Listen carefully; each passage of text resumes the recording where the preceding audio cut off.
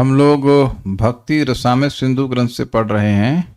पूर्व विभाग तृतीय लहरी भाव भक्ति श्लोक क्रमांक 36। इसमें भाव भक्ति के लक्षणों के बारे में बात हो रही है और समुत्कंठा सम्यक उत्कंठा के बारे में बात हो रही है। मेरे पीछे बोलिए।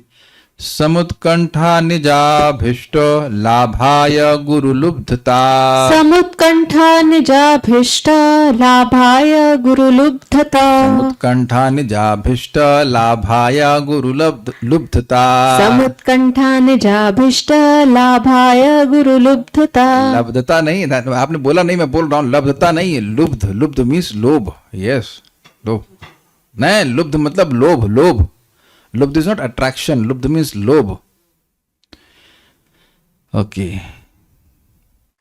समुत्कंठा मतलब निज अभिष्ट प्राप्ति के विषय में गुरुतर लोभ को समुत्कंठा कहते हैं। निज अभिष्ट लाभ है। अभिष्ट मतलब जो आपको आप चाहते हो, निज मतलब खुद। तो जो मैं चाहता हूं उसके लाभ के लिए, उसको प्राप्ति के लिए, नहीं अपने अभिष्ट की प्राप्ति के लिए, कि भगवान से मेरा संबंध स्थापित हो जाए, भगवान का प्रेम मिल जाए, इत्यादि इत्यादि सब।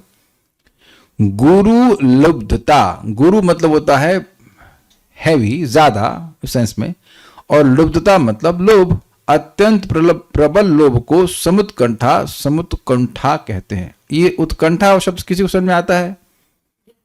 ईगरनेस तो है, शाब्दिक अर्थ समझ में आता है आपको? उत्कंठा। जैसे ट्रेन आती है, वो आप नहीं लाते हो, लेकिन ट्रेन आने वाली होती तो गर्दन उचकाने लगते हैं, आए कि नहीं आई। तो ये हमारे गर्दन उचकाने से ट्रेन नहीं आ जाती है, लेकिन क्योंकि व्यक्ति ट्रेन की प्रतीक्षा कर रहा होता है, इसलिए वो उत्कंठित हो जाता है। That's how the word is उत्कंठा। कंठ को ऊपर कर दिया और उसमें स और लगा दे, सम और लगा दे, तो समुत्कंठा, सम्यक उत्कंठा, बहुत ज्यादा उत्कंठा। तो अब एक प्रश्न आ जाएगा आप लोगों के मन में, आएगा नहीं आ रहा तो हम जागृत कर रहे हैं कि भगवान इतना टाइम क्यों लगा रहे हैं। देखिए कितने साल से भक्ति कर रहे हैं, कुछ अनर्थ रह जा रहे हैं, ये नहीं आपके मन में आता। एक नाम तो सब नष्ट कर सकता है। तो महाराज क्या उत्तर है इसमें? तो भाई उत्कंठा भी तो जगानी है। अभी लग रहा है भगवान बड़ी जल्दी से मिल जाते, नाम रुचि फट से मिल जाती तो अगर ठीक है कुछ और देखते हैं। तो इसलिए देखिए, समझिए, अगर मन में केवल भगवत प्रेम की इच्छा होगी तो तुरंत मिल जाएगा, जल्दी मिल जाएगा। लेकिन अभी तो बहुत सारी इच्छा है ना, ये भी चाहिए, दही बड़े भी चाहिए, दही बल्ले बल्ले भी चाहिए, so many things is not. आप देखो कि एक विचार कीजिए कि अगर केवल भगवत प्राप्ति की उत्कंठा है तो अब आप कहीं और किसी चीज के लिए प्रयास ही नहीं करेंगे। जब ट्रेन में चढ़ने की मतलब उत्कंठा होती, तुम ट्रेन आ गई होती, तब आप सोचते हैं कि हम फ्रूटी पी लें, समोसे खा लें। You see, give up everything. Can is it very clear? We have to accept कि many desires are there, that's okay. मतलब धीरे धीरे सब जा रही हैं, लेकिन कुछ उत्कंठाएं जो नेगेटिव वाली हैं खत्म हो गई, उधर कोई इंटरेस्ट नहीं है, और कुछ बची हैं। तो अगर जैसे जैसे भक्ति बढ़ती जाएगी उत्कंठा आ जाएगी। देखिए बड़ी इंटरेस्टिंग बात है, मैंने इस संबंध में महाराज से पूछा था डायरेक्टली, परम पूज्य वृंदावन चंद्र महाराज से, कि महाराज भक्त लोग कहते हैं कि लौल्य के बिना भगवान की प्राप्ति नहीं होगी। सही बात है, चुप को समीप बोलते हैं, लेकिन महाराज बड़ी सुंदर बात कहे कि क्या भक्ति लौल्य जागृत नहीं कर देगी? उत्तर क्या है? Rhetorical question. यस, जागृत कर देगी। भाव भक्ति है तो समुत्कंठा। अब भाव भक्ति का डाइल्यूटेड फॉर्म हमारी जो पहले वाली भक्ति है, तो जैसे जैसे भक्ति बढ़ती जाएगी, भगवान को प्राप्त करने की उत्कंठा बढ़ती जाएगी। क्या अब आप लोगों को जप करने की, कथा में आने की कोई उत्कंठा नहीं है? ऐसे कैसे हो सकता? एक भी व्यक्ति यहां नहीं है जिसकी उत्कंठा ना हो। मैं भी सम नहीं हो, लेकिन उत्कंठा नहीं, वैसे नहीं हो सकता। This is very contagious. That's why I always call zoom association is very contagious, because किसी को पॉपकॉर्न भी नहीं मिलेंगे आपको। You won't get anything at least from my side except Hari katha. और नहीं, आप लोग शीतल माता जी ने खाकरे भी नहीं भेजे, कुछ भी नहीं भेजे, नथिंग, कुछ देने वाले कुछ नहीं दे रहे। तो आप देख रहे हैं कि बोलने वाला सुनने वाला दोनों की कुछ ईगरनेस है टू डिस्कस कृष्ण कथा। अग्रीड? तो आप समझ रहे हैं कि ये उत्कंठा काहे आ रही है? भक्ति है इसलिए आ रही है। तो इसको करते जाइए और उत्कंठा बढ़ती चली जाएगी। So you see that level. अब आप समझ पा रहे हैं महाराज ने क्या कहा था? उत्कंठा भी तो जागृत करनी है, तो भक्ति धीरे धीरे बढ़ती है ना। तो जैसे जैसे उत्कंठा बढ़ती जाएगी वैसे वैसे भगवान की प्राप्ति हो जाएगी। इसीलिए भगवान अपने आप को छुपा करके रखते हैं, तुरंत नहीं प्रकाशित करते। भगवान स्वयं इस बात को गोपियों को बोले कि ऐसा नहीं है, ध्यान दीजिएगा, ऐसा नहीं है कि भगवान आपको छोड़ देंगे, आपके प्रयासों पे ध्यान ही नहीं दे रहे हैं, अगर कभी मन में आ रहा हो, ये तो ऐसा नहीं है। He is a very reciprocal God, very sensitive. जो जो सेवा आप कर रहे हैं, आपने कितने फूल अब तक अर्पण किए भगवान को, आपको याद नहीं होगा, मेरे को याद नहीं, भगवान को सब याद है। कितने अन्न, कितने ग्रेन्स प्रसादम खाया, कितने टन पनीर खाया। महाराज बोलते हैं, परम पूज्य भक्ति पुरुषोत्तम महाराज, कम से कम 1 टन पनीर खा गया होगा मैं पूरे जीवन में। इसका उन्हें पनीर बहुत चलता है। तो खैर, point is Krishna knows what you are doing, he is counting and he reciprocates. But एक प्रोसीजर होता है, धीरे धीरे करके उत्कंठा जागृत होती है। तो यहां इस भाव के स्तर पर सम्यक उत्कंठा मिल रही है। अब उस उत्कंठा का एग्जाम्पल दे रहे हैं कृष्ण करणामृत से, कि मैं, इसका पॉइंट यह है, कृष्ण के सुंदर रूप का वर्णन कर रहे हैं, यहाँ पे कौन कर रहे हैं, बिल्व मंगल ठाकुर, और कह रहे हैं कि मेरी आंखें कृष्ण को देखने की आशा करती हैं। अब आप कहेंगे आई, ये कैसे हो सकता है, आए कैसे बोल रहे, आए क्यों बोल रहा हूं मैं, क्योंकि उनकी तो आंखें थी नहीं, बिल्वमंगल ठाकुर जी ने अपनी आंखें स्वयं ही फोड़ ली थी। अब उसके पीछे कहानी आप सब जानते हो, इसलिए मैं व्याख्या नहीं कर रहा हूं, लेकिन he was seeing Krishna through his heart, हृदय में देखते हैं। तो यहां एक श्लोक बोल रहे हैं, आनम्रामसित भ्रुवोरुपचितामक्षीण पक्षां कुरेश वालोलामनुरागिणोर्नयनयोर आद्रामृदौ जल्पिते। आनम्रामसिता भ्रुवोरुपचिता मक्षीणपक्ष्माङ्कुरेश वालोलामनुरागिणोर्नयनयोर आद्रामृदौ जल्पिते। भाई एक बात ध्यान रखिएगा, हम लोगों को तो मजा आ रहा है, भगवान को भी मजा आ रहा है। ये एक शुद्ध भक्त के द्वारा लिखा गया है, जो कि शुद्ध भक्त है। शुद्ध भक्त मीन्स एक्चुअली शुद्ध भक्त, माधुर्य भाव के भक्त हैं, और श्री कृष्ण के कर्ण को अमृत देने वाला है। This is called Krishna Karnamrita. इसमें फिर से कृष्ण को थोड़ा सा सुख दिया जाए। आनम्रामसिता भ्रुवोरुपचिता मक्षीणपक्ष्माङ्कुरे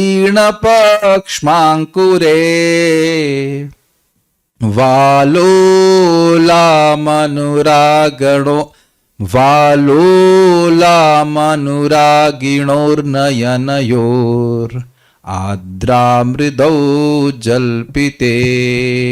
आनम्रामसिता भ्रुवोरुपचिता मक्षीणपक्ष्माङ्कुरेश वालोलामनुरागिणोर्नयनयोर आर्द्रामृदौ जल्पिते। आताम्रामधरामृते मदकला मम्लानवंशी स्वने वाशास्ते मम लोचनं व्रजशिशोर मूर्तिं जगन्मोहिनीम्। आताम्रामधरामृते मदकला मम्लानवांशी स्वनेश वाशास्ते मम लोचनं व्रजशिशोर मूर्तिं जगन्मोहिनी। हर दिन एक श्लोक ऐसा ब्रेकफास्ट में होना चाहिए। सच अ नाइस श्लोक, कितना सुंदर है। अभी तो अर्थ को समझ में नहीं आ रहा है, इतना गाने में इतना सुंदर लगता है। चलिए बोलिए। आनम्रामसिता भ्रुवोरुपचिता मक्षीणपक्ष्माङ्कुरे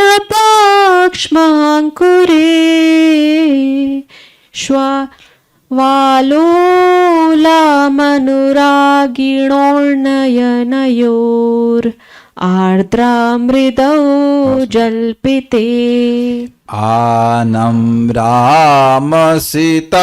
भ्रुवोरुपचिता मक्षीणपक्ष्माङ्कुरे वालोलामनुरागिणोर्नयनयोर आर्द्रामृदौ जल्पिते।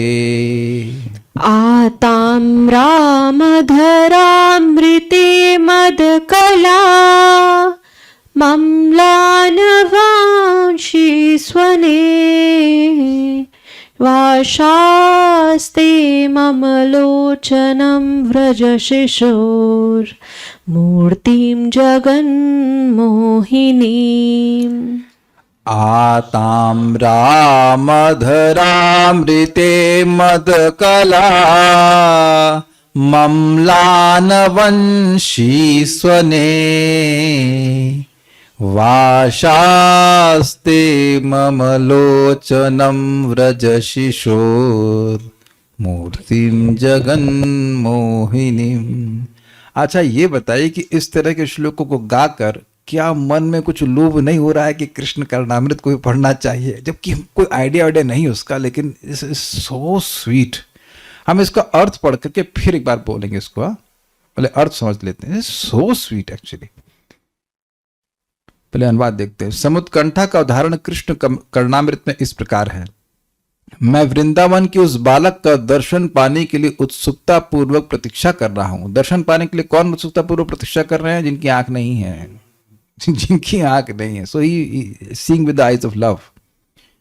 जिसका शारीरिक सौंदर्य सारे विश्व को मोहित करने वाला है, जिसके नेत्र शाम भवों से बद्ध और कमल दल की भांति फैले हुए रहते हैं, और जो निरंतर अपने भक्तों पर उत्सुकता पूर्वक दृष्टिपात करते रहते हैं, अतएव इधर उधर हिलते डुलते रहते हैं। उसके नेत्र सदैव गीले, उसके होठ ताम्र जैसे रंग वाले होते हैं, तथा इन होठों से एक ध्वनि निकलती है जो मनुष्य को मदांध हाथी से भी अधिक उन्मत्त बना देती है।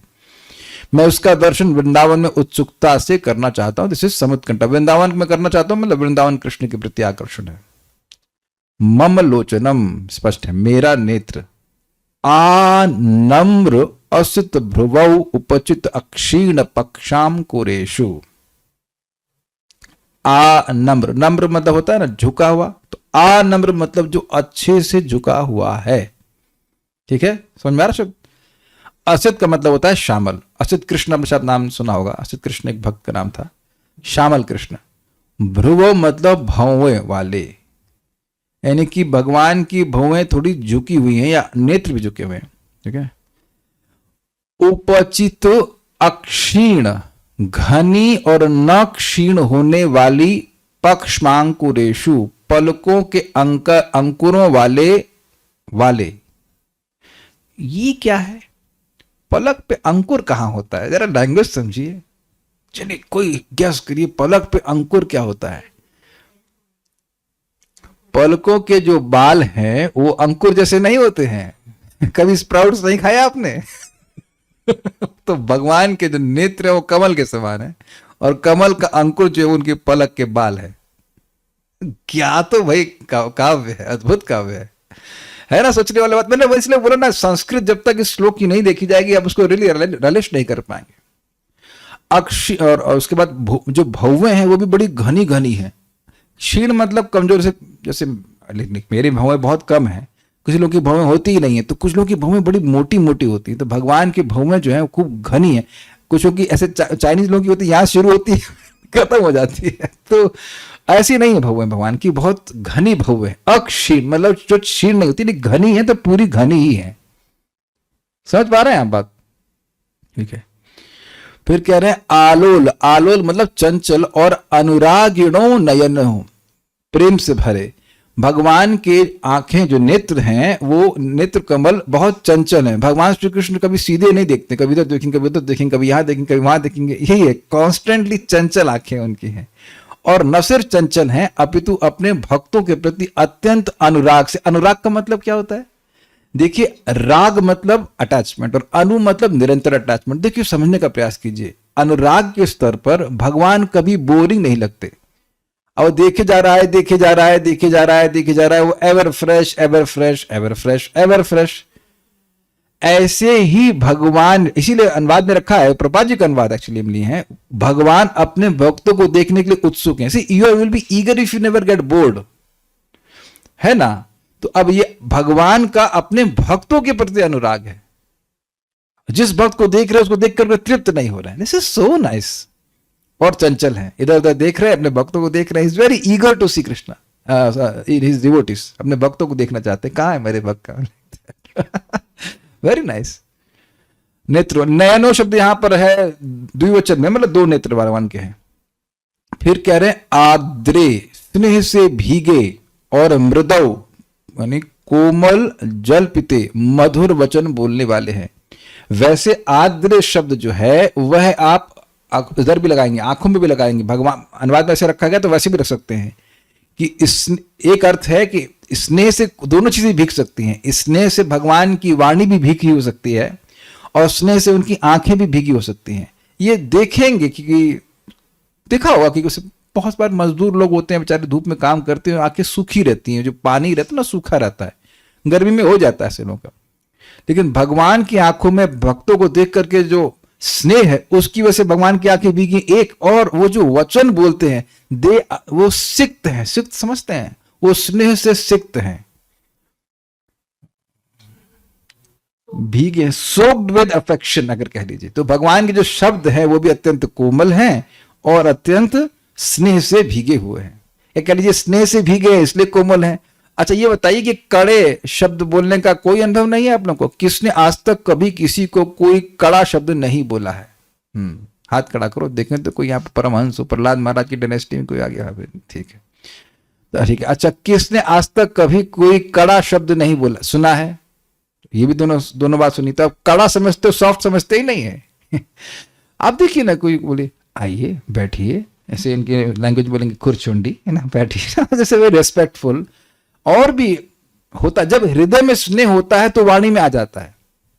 अपने बच्चों को प्रति व्यक्ति को कभी कभी स्नेह तो आ ही जाता है, अरे मेरे प्यारे बच्चे, या जैसे कुछ बोलता हो तो स्नेह, अफेक्शन, तो दोनों है। भगवान की आंख जो है वह भी स्नेह से भीगी हुई है और भगवान के वचन जो है वह भी स्नेह से भीगे हुए। यू कैन देहली दीपक न्याय से दोनों जगह लगा लीजिएगा, ठीक है।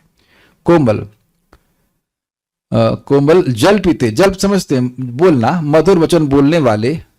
फिर कह रहे हैं आताम्र, ताम्र बोले तो ताम्र शब्द क्या होता है? ताम्र मतलब लोहा होता है। दिमाग में अब ताम्र नहीं समझते आप, ताम्र पात्र नहीं समझते हैं, तो लोहा होता है वो। फिर आप मूड खराब कर देते हैं। कहां लोहा पहुंचा दिया आपने? तांबा, ताम्र तांबा, उसका कलर क्या होता है? ग्रीन या पीला? रेडिश। हाँ, जानबूझ करके हम आप लोग कंफ्यूज कर रहे हैं। ताम्र जो है ना पीला होता है ना ग्रीन होता है, इट इज रेडिश। रेडिश होता है कि नहीं?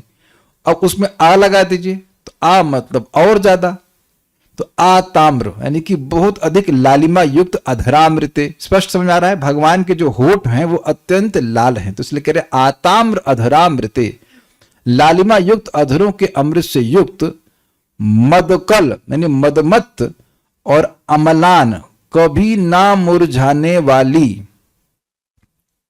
वंशी स्वनेशु, वंशी की ध्वनि वाले। ये क्या कहना चाहते हैं? कहना ये चाहते हैं कि भगवान के जो अधर वो लाल हैं और वह निरंतर वंशी बजाते ही रहते हैं। आप इसको समझने का प्रयास कीजिए। कभी शंख बजाया आपने?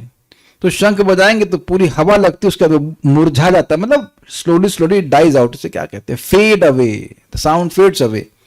लेकिन भगवान की जो वंशी की ध्वनि है वो कभी मुरझाती नहीं है। भगवान की वंशी गोलोक में निरंतर बजती रहती है। वो अलग बात है कि हमें सुनाई नहीं पड़ती है। हम लोग को नहीं सुनाई पड़ रही है, लेकिन जो वहां के पार्षद हैं वो तो सब सुन रहे हैं ना। तो कह रहे हैं कि भगवान की जो वंशित ध्वनि जो कभी मुरझाती नहीं है। समझ पा रहे हैं? मुरझाना, इट डजंट डाइज आउट। कोई होता ना एक आवाज जोर से हुई, हुटर की तरह आवाज होती है, डाइज आउट। ऐसा भगवान की कभी जो वंशित ध्वनि है वो कभी मुरझाती नहीं। ऐसी वंशित ध्वनि वाले व्रज शिशु, this is so nice, this is so nice. Vraj के बालक श्री कृष्ण की, शिशु शब्द किसके लिए होता है? एकदम बच्चे के लिए। वैसे इनका माधुर्य भाव है, लेकिन फिर भी is very affectionate towards Krishna. इसीलिए ये भगवान नारायण की या द्वारका श्री कृष्ण के प्रति भी नहीं बोल रहे हैं। व्रज शिशु, व्रज के कृष्ण, उनके बारे में बोला व्रज शिशु। व्रज के बालक श्री कृष्ण की जगन मोहिनी मूर्तिम, जगत को, सारे जगत को मोहित करने वाली मूर्तिम, यानी मूर्ति को आशास्ते, देखने की आशा करता है। क्या, कौन आशा करता है? मेरे लोचन, वो शुरुआत से ले लीजिएगा, मेरी आंखें। तो मेरी आंखें भगवान के इस प्रकार से सुंदर रूपों का वर्णन हुआ, गुणों का वर्णन हुआ, ऐसे भक्त, ऐसे श्री कृष्ण को मैं देखना चाहता हूँ। भक्ति सार प्रदर्शनी। मेरे नयन युगल, यानी दोनों नयन व्रजपति की, यानी कृष्ण की, जो व्रज के स्वामी, उनकी जगन मोहिनी मूर्ति की आशा करते हैं, अर्थात उनके दर्शन की इच्छा करते हैं। वे किस प्रकार के हैं? श्यामल भ्रू युगल ईशत नम्र हैं। ये क्या मतलब है भाई? यानी कि जो भगवान के दोनों भव हैं वो थोड़े से झुके हुए हैं। अब इसका क्या मतलब होता है? I don't know what does it mean. Curved है, झुके हैं, पता नहीं क्या कहना चाहते हैं। कर्व भी है, ठीक है, तो कर्व होगा। पुनः किस प्रकार है कि भगवान है? तो कहते हैं उनकी आंखों की पलकें बहुत घनी और सुंदर हैं। चाइनीज नहीं लग रहा है, इट्स नॉट चाइनीज कृष्ण, इसलिए उनके नेत्र अत्यंत मनोहर लगते हैं। आप देखेंगे भावों का बड़ा प्रभाव होता है किसी की। बस आजकल तो वो क्या कहते हैं उसको, नहीं भाव क्या वो करते हैं, माता जी लोग क्या कराती हैं इसको, थ्रेडिंग करा, क्या बोलते हैं, हाँ, आई वो बनाती हैं कुछ, तो हमको क्या पता, हमें कुछ नहीं पता, हमने कभी दिमाग से पैसा नहीं लगाया। अरे भवों की बात कर रहे हैं, क्या थ्रेडिंग बोलते हैं, हाँ जो कुछ भी उसको, तो अरे पलक आने दो भाई। अच्छा हाँ सॉरी, हम पलक की बात कर रहे हैं, सर ये तो पलक की बात हो रही है। हाँ ठीक है ठीक है, आंखों की पलके हैं, पलके बहुत घनी। हाँ ये बहुत इंटरेस्टिंग। आपने कभी किसी व्यक्ति को देखा है जिसकी पलके घनी हो? अब आप लोग नोटिस करना शुरू करेंगे तो जनरली हम लोग की पलके घनी होती नहीं, किसी की तो पलक दिखती ही नहीं है, होती है, बट कोई बहुत सुंदर हो तो उसकी पलकें बड़ी ऐसी बड़ी होती है और मतलब ऐसे हल्की सी कर्व होती हैं और बहुत घनी होती है। वो आईज को एक डिस्टिंक्ट लुक देता है। आप कहीं कुछ आर्टिफिशियल भी लगाते हैं? हमने नहीं देखा लड़कियों को इतना ध्यान से। हम कृष्ण के फोटो को स्मरण कर रहा हूँ, एक बहुत सुंदर कृष्ण का फोटो है, उसका स्मरण कर रहा हूँ, उसमें बहुत कृष्ण की सुंदर सी ऐसे पलके दिखाई गई। This is very beautiful. देखिए चक्कर क्या है कि जब इस तरह से जब वर्णन भगवान का सुनते हैं तब भगवान को देखने की स्पृहा भी आती है। आप देखेंगे कुछ ना कुछ तो आ रहा है कि कभी तो दिखेंगे वाले कौन से वाले भगवान है। अभी आप सुन रहे हैं और ये भी भगवान की व्यवस्था है, और एक दिन आप देखेंगे वो भी भगवान की व्यवस्था होगी वन डे। ठीक है, इसलिए उनके नेत्र अत्यंत मनोहर लग रहे हैं। मतलब ऐसा मान सकते हैं कि कमल, द लोटस हैज स्प्राउटेड। कुछ काव्य समझ रहे हैं? जैसे कमल का के बीज नहीं निकलते हैं कमल के स्प्राउट्स नहीं निकलते, लेकिन मान लो कि कमल के वो स्प्राउट्स निकल रहे हैं, जैसे चने के स्प्राउट निकलते हैं, ऐसे वो जो पलके हैं वो भगवान के नेत्र कमल के अंकुर के समान है। समझ में आ रहा होगा अंकुर एक दिन। अधर रूप अमृत अतिशय ताम वर्ण है। मतलब जो भगवान के होठ हैं वो अमृत से तुलना क्यों कर रहे हैं? एक बात जो समझ में आ रही है वो ये है कि दे आर पोरिंग अमृत। याद आ रहा हो कुछ, अगर आप लोग पहले पढ़ चुके हैं, भगवान के जो अधर हैं, हम लोग गोपी गीत में पढ़े थे, वो अमृत तुल्य हैं। एक उस अमृत का वो आस्वादन करना चाहती हैं और वो अमृत को घोल घोल करके वंशी को दे रहे हैं, उसमें से वो अमृत प्रवाहित हो रहा है। याद आ रहा है? हम लोग पढ़े थे सब कुछ। ते धरामृतम शब्द आया था ना, आपके अधर अमृत का हम आस्वादन करना चाहती हैं, तो वो भगवान के होठ है, उसी से तो वंशी बजा रहे हैं ना, तो वो सारा जो अमृत है वो उस वंशी में उड़ेल उड़ेल के डाल रहे हैं। This is both things over there. उनकी बांसुरी से निकलने वाली स्पष्ट ध्वनि अत्यंत मादक है, मद का निर्माण करने वाली, इंटॉक्सिकेट करने वाली है। ये सब है। ऐसे व्यक्ति को हम, ऐसे कृष्ण को देखना चाहते हैं। एक बार फिर बोल लेते, तृप्त कहाँ हुए से? फिर अब कुछ समझ में आ रहा हो, ना समझ में आ रहा हो तो गाइए, कोई बात समझने की जरूरत नहीं, गाइए, मेरे साथ में बोलिएगा नहीं। आनम राम सीता भ्रुवोरुपचिता मक्षीण पक्ष्मांकुरेश वालोलामनुरागिणोर्नयनयोर आर्द्रामृदौ जल्पिते आताम्रामधरामृते मदकला मम्लानवंशी स्वने वाशास्ते मम लोचनं व्रज शिशोर मूर्तिम जगन्मोहिनीम। आपने एक चीज नोटिस करी, आर्द्रा शब्द नयनों में भी है और जल्पित में भी जा रहा है। इसे कहते हैं देहली दीपक न्याय। Can you see this here? मैं ये समझा रहा था कि आर्द्र शब्द, देहली दीपक न्याय ना समझ में आया होगा कुछ भक्तों को। देखिए, किचन और रूम एडजस्टेंट होते हैं, तो जो बीच जो देहली होती है, रामराजपुर घर में देखा होगा, गांव, आप गांव से अपने गांव में होता होगा, वो दहलीज होती है किचन की, वहां पर दीपक रख देते हैं तो दोनों तो प्रकाश मिलता है। उधर माता जी रोटी भी बना लेती हैं, इधर आप खाना भी खा लेते। एटलीस्ट आपने जरूर देखा होगा ना, पुराने जमाने जो इन्वर्टर लाइट नहीं रहती थी तो प्लस करते थे। तो ये आर्द्र जो है, इधर प्रकाश मिल रहा है, नयनों से भी जोड़ सकते हैं। नयन जो है भगवान के गीले हैं, आर्द्र हैं, और आर्द्र मृदौ जल्पिते, भगवान की स्निग्ध स्नेह से भरा हुआ गीले सॉफ्ट उनके वचन है। अच्छा, वेदवादी एक बार आप लीड कीजिए, सब लोग साथ में गाएंगे। हमें तृप्ति नहीं हो रही, वही हम तू ना भाई और हो जाए तो हम तृप्त नहीं हो रहे। So let's chant one more time. आनं राम सीता भ्रुवोरुपचिता मक्षीणपाक्ष्माङ्कुरेश वालोलामनुरागिणोर्नयनयोर् आर्द्रामृदौ जल्पिते आताम्रामधरामृते मदकला मम्लानवंशी स्वने वाशास्ते मम लोचनं व्रज शिशोर मूर्तिम जगन्मोहिनीम्। एक और बात आप देखेंगे कि जब हम लोग इस तरह के शब्द सुनते हैं, भगवान के गुणों को सुनते हैं, तो नाम बोलने में भी स्वाभाविक से बात है कि रुचि होगी। एक और इंटरेस्टिंग लिंक भी आप समझ सकते हैं कि जब ऐसे भगवान से मिलने की उत्कंठा होगी तो उनका नाम बोलने में सहज रुचि होगी, और उसी को यहाँ पे हम देख रहे हैं। अथ नाम गाने सदा रुचिर यथा, नाम गाने में सदा रुचि, ये भी लक्षण था। हम इसको बोल नहीं पा रहे हैं, पता नहीं कैसे होगा। रोदन बिंदु मरंदस्य, रोदन बिंदु मरंदस्य इन, मेरे को नहीं आया, इसको हम संस्कृत भी बोल पाएंगे। आप अगर आता हो तो आप बोलिएगा, हमको समझ में नहीं आता। रोदन बिंदु मरंदस्य संधि दृग इंदि वराद्य गोविंद तब मधुर स्वर कंठ गायति नामावलिम बाला।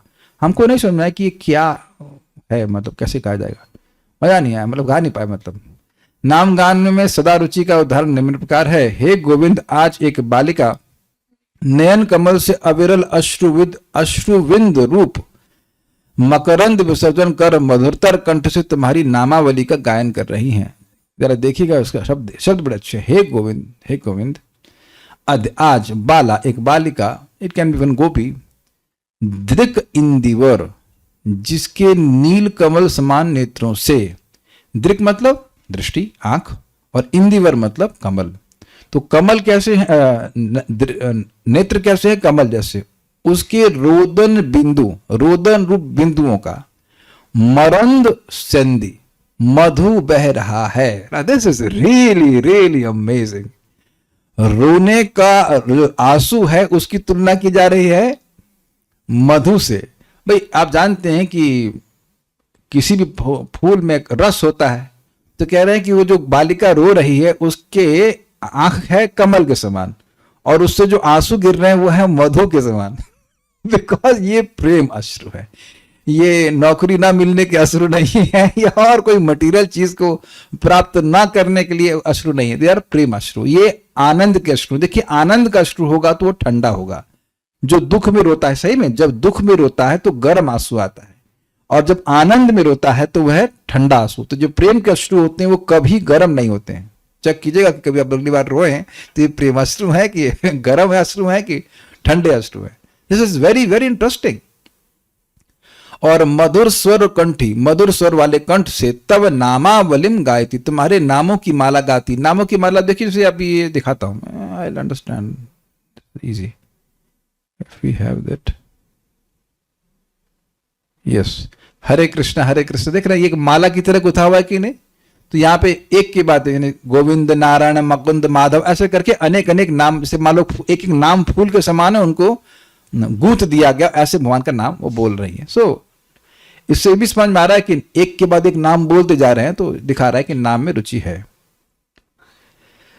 तद गुणाख्याने आसक्ति यथा कृष्ण कर्णामृत, फिर से आ गया, भगवान के गुण आख्यान को सुनने में बोलने में आसक्ति, ये कृष्ण कर्णामृत में। देखिए अब समझिएगा कि लोग ये बोलते हैं कि भगवान का नाम में रुचि ही भक्ति की मतलब लक्षण है, भक्ति में प्रकृति का। लेकिन भगवान का नाम, भगवान का गुण, ये सब जो 9 आपने गुण देखे, ये सब भक्ति में भाव भक्ति की तरफ प्रगति करने के लक्षण हैं।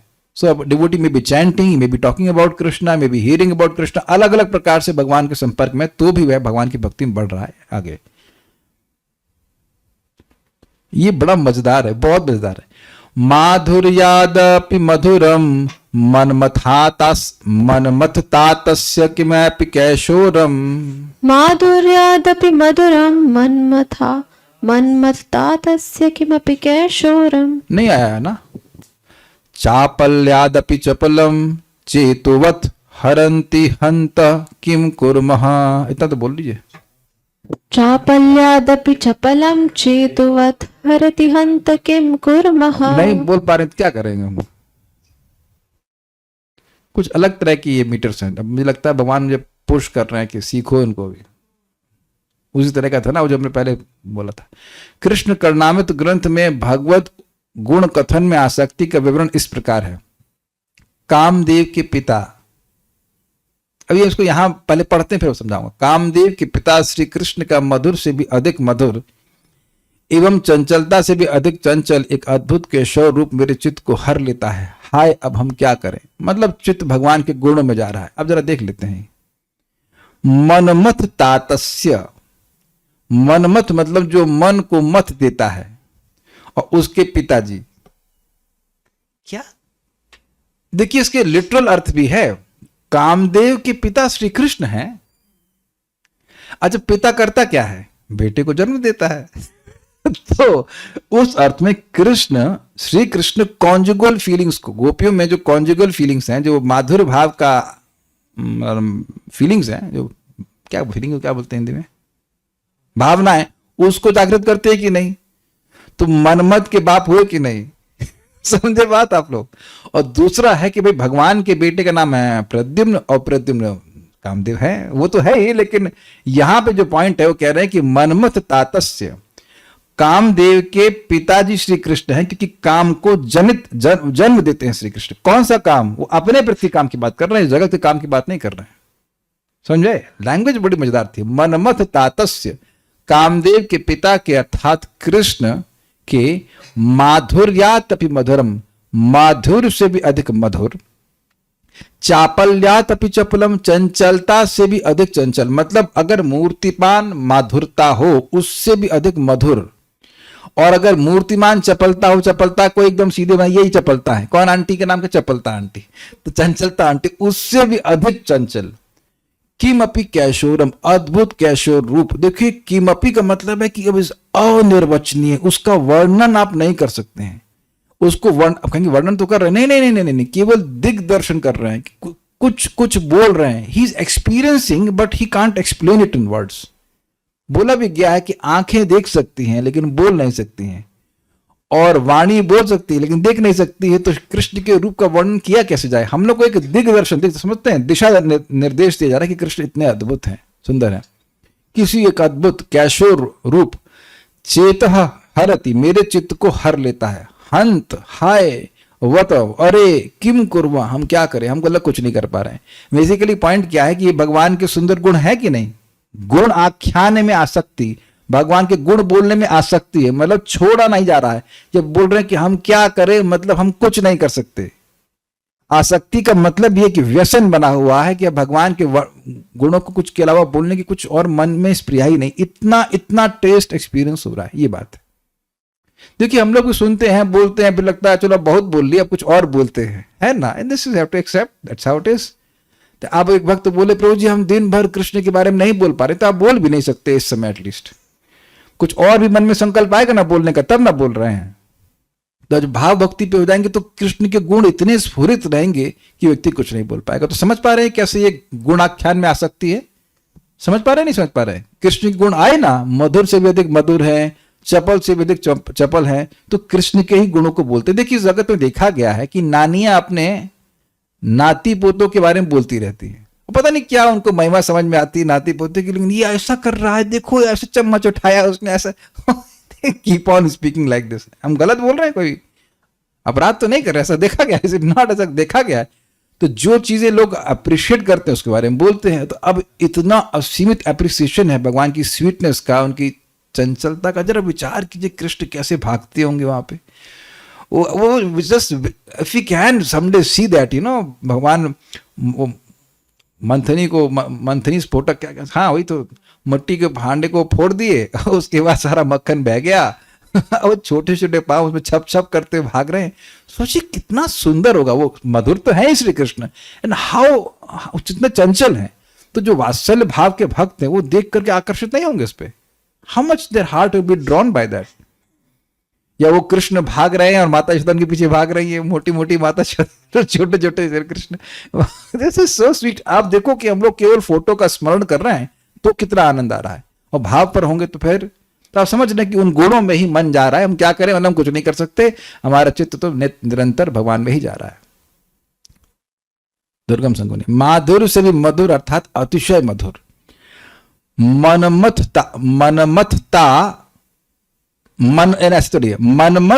प्लस तातस्य अर्थात कामदेव के पिता अर्थात मनमथ का उत्पादक है भगवान श्री कृष्ण का रूप, यानी कि माधुर्य भाव का उत्पन्न करता है। अथवा अभी देखिएगा, मनमथता प्लस तस्य प्लस कैशोरम अर्थात उनका कैशोर ही मनमथ का धर्म है।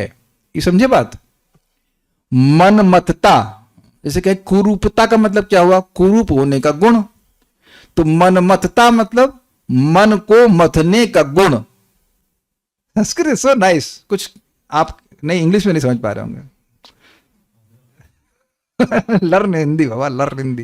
ये बिना देखे तो समझ में नहीं आएगा। जो लोग हिंदी समझ रहे हैं वो समझ रहे हैं, किसी को पल्ले पड़ रहा है हम क्या बोल रहे हैं। देखिए यहाँ पे, देखिए क्या लिखा हुआ है, शब्द है मन मततातस्य। ठीक है, तो अगर आप इसको ऐसे तोड़ते मन मतता प्लस तस्य, तो नहीं सॉरी, अगर बोलते मनमथ प्लस तातस्य तो मनमथ यानी कामदेव के पिता, उसके यानी कि जो काम के जनक हैं, ये हो गया अर्थ। दूसरा है मनमथता प्लस तस्य कैशोरम, यानी कि मनमथता हो गया, यानी मन को मथने का जो धर्म है वह श्री कृष्ण के कैशोर रूप का है। तस्य कैशोरम रूपम इज मनमथता। भगवान के कैशोर रूप का यह गुण ही है मनमथता, मन को मत देता है, अर्थात मतलब कामदेव को उत्पन्न करता है, वही अर्थ, लेकिन थोड़ा सा स्टाइल अलग है बोलने का। I was loving this, is very nice. हमको लालच हो रहा है कि कहीं कृष्ण कर्णामृत हम पढ़ाने ना लग जाए। एक वक्त बोल रहे थे गीता समाप्त हो गई, प्रभु जी अब आगे क्या पढ़ाएंगे बेटा, हम खत्म हो जाएंगे, हमारा जीवन समाप्त हो जाएगा, लेकिन कृष्ण के गुण नहीं समाप्त हो जाएंगे। One thing is for sure, if we have taste for Hari katha, भाई जिंदगी बहुत मस्त है। This so much to hear, so much to ponder and so much to relish। सो उम्मीद है कि अच्छा लगा होगा और आप लोग कुछ कुछ समझ पाएंगे। आगे फिर आगे बात हम करेंगे। ये जो टॉपिक है ना भाव भक्ति का, I would say this is the best topic of all भक्ति। अभी तक का जो हमने पढ़ा हमको सबसे अच्छा लग रहा है, सबसे अच्छा लग रहा है। तो thank you for joining, will stop. कोई प्रश्न है किसी का? कुछ समझ में आया, कुछ ऊपर से गया, कुछ नहीं आ गया होगा थोड़ा बहुत। एक बार फिर से गा लेते हैं, हमको तृप्ति नहीं, एक बार फिर से गा लेते हैं, गाने वाला श्लोक फिर छोड़ देते हैं आप लोग। This is really tasty, it's very. वयम तु न वितृप्यामः, एक बार बोल लेते हैं। अब मैं गाऊंगा, आप लोग साथ में मेरे गाना, मेरे साथ में गाइएगा। आनम राम सीता भ्रुवोरुपचिता मक्षीण पक्ष्मांकुरेश वालोलामनुरागिणोर्नयनयोर आर्द्रामृदौ जल्पिते आताम्रामधरामृते मदकला मम्लानवंशी स्वने वाशास्ते मम लोचनं व्रज शिशोर मूर्तिम जगन्मोहिनीम। एक बात और बोलूंगा आपको, आप ये देख रहे हैं कि ये श्लोक जितना बोल रहे हैं उतना उसको बोलने की प्यास को बढ़ा रहा है। ये है भगवत भक्ति का लक्षण कि अजीब है, ये पानी की तरह, अमृत की तरह कार्य करती है, लेकिन कार्य उल्टा होता है। जो आदमी पानी पीता है, अमृत पिएगा तो उसकी उसकी पिपासा प्यास शांत होती है, लेकिन ये हाँ ये प्यास बढ़ाता है।